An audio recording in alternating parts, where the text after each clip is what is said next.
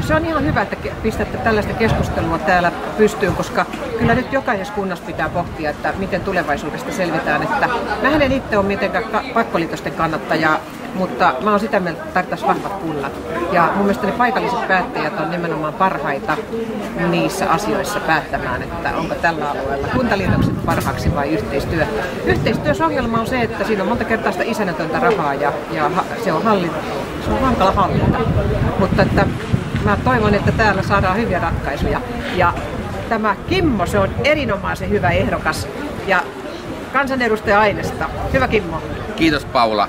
Komia olla Seinäjoelta, eikö niin? On, komiaa. Ja komia on olla Satakunnasta. Ja varsinkin Ylihärmästä. Kiva, kiitoksia.